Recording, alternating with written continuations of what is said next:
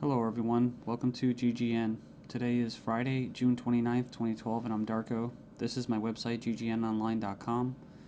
There's a poll up there, you can check on it and vote how long until a drone kills the first American on American soil. So far, the majority are saying within the next year, followed by the next 2 years. You can follow GGN with your email address, also on YouTube, ddarko2012 and ddarko2013. And if you'd like to help, you can donate right there. So, and there's also a little news archive there. So, I'm ready to go here, and we're going to cover the economy. And the biggest news, of course, is Obamacare approved.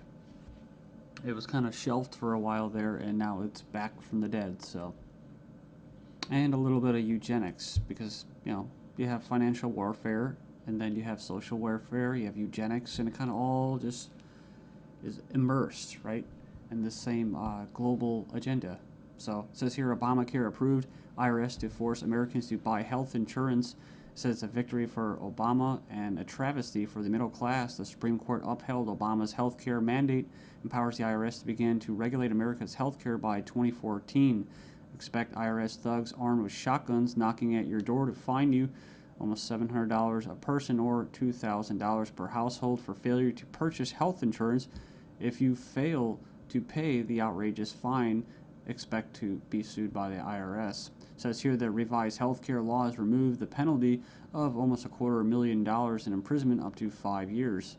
It says here this ruling allows the federal government to force citizens to enter a contract with private corporations to buy health insurance. This is happening just days before the 4th of July, when Americans won its independence from British tyranny, and now we face the same tyranny today. It says here by 2014, all Americans will have to submit or face being fined and sued by the Internal Revenue Service. The American people are already struggling financially with record unemployment, inflation, and trillions of dollars in national debt. By the time health insurance becomes mandatory, the middle class will be financially bankrupt. This is the reason why the military and police are preparing for martial law in the U.S. streets, says because people will revolt against the system that has basically turned people into financial slaves. So it says here that they're conditioning Americans with checkpoints and speed traps, army drones to spy on us. We're going to cover all this, rolling out the tanks and putting military goons on residential streets to prepare us for what is to come in the future. It says here the Bilderberg Group discussed in Spain about wanting to level America into a third world impoverished nation where we're all poor under world government dictatorship. It says here soon the Americans' standard of living will drop significantly, and it won't just be the standard of living, it will be their age of death, right? Their basically the average lifespan. It says here services will be cut. We're going to get into that too, death pathway and stuff like that.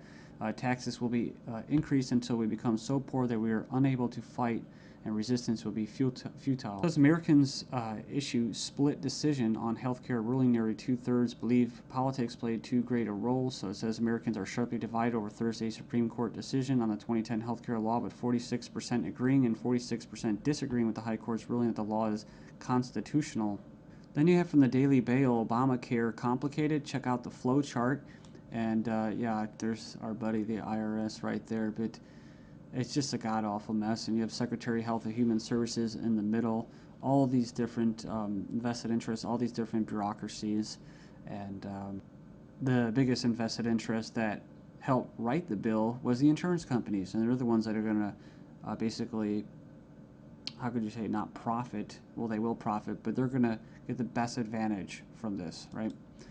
And if you would like an anarchist perspective on the whole Obamacare thing, I think Stefan Molyneux did a pretty good analysis of this. I think he held back a lot. I think he's gone over it and made his point so many times, his argument, that he was actually kind of just laid back about it. So it's kind of nice. It's 18 minutes, not too long. The truth about Obamacare, yes, it's even worse than you think. And right here in the description, he puts in there the 6 facts that he presents in his argument. So fact 1, there is no law in the U.S. anymore. Basically what he's saying is that if they could just do anything, then there's no law, right? And it's tricky because, in quote, in a stateless society, there would be what? No law. Well, there would still be common law. See, this isn't common law. This is political law. That's why you have pigs, political law enforcement, and the like that are going to be enforcing this, federal agents and that. So in other words, what he's saying is that you might as well just have no government, because right here you have a dictatorship with, quote, laws, right? They have laws that basically write in a dictatorship.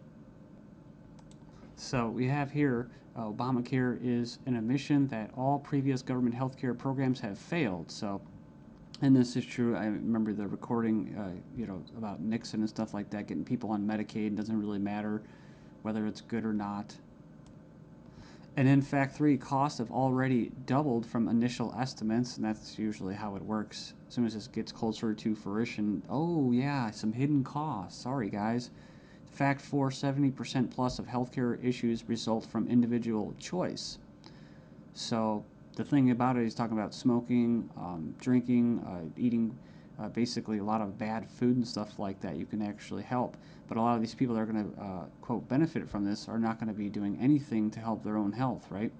So it says here the inability to discriminate on pre-existing conditions is an essential driver of healthcare cost. So I think what he's saying there is it's not very free market. It says here that the fines for non-compliance are destined to rise enormously. We have 15 reasons why the Obamacare decision is a mind-blowing disaster for America. It was actually, it says here it was voted 5-4 decision to uphold the vote. And it says here, the bill, it says here the swing vote was Chief Justice John Roberts, who was appointed by George Bush, W. Bush. And not that you'd have any confidence in the judicial system as it stands, just based off past history and their track record. It says here, after the vote today, it is hard to have any faith in the U.S. Supreme Court. I guess they're saying because it was quote conservative. According to the Supreme Court, the federal government has the power to force you to buy private goods and services. And it goes on and says here that it's another step away from individual liberty, another step towards a nanny state. I hate that word. But it says here IRS is now going to be given the task of hunting down and penalizing Americans. And it says here, in fact, the Obama administration has given the IRS $500 million extra outside the normal appropriation process to help them enforce the provisions of Obamacare they're in charge of overseeing. It imposes more than 20 new taxes on the American people. And you can click the link there. If you click the title of this article, you can find it and check it out. So it says here, number 5, an attempt to control costs and promote efficiency. Obamacare limits the treatment options that doctors and patients can consider. In other words, the death pathway, right? The British system, this is likely to result in a decrease in life expectancy. That's what I was talking about in the United States in the beginning of this video. So yeah,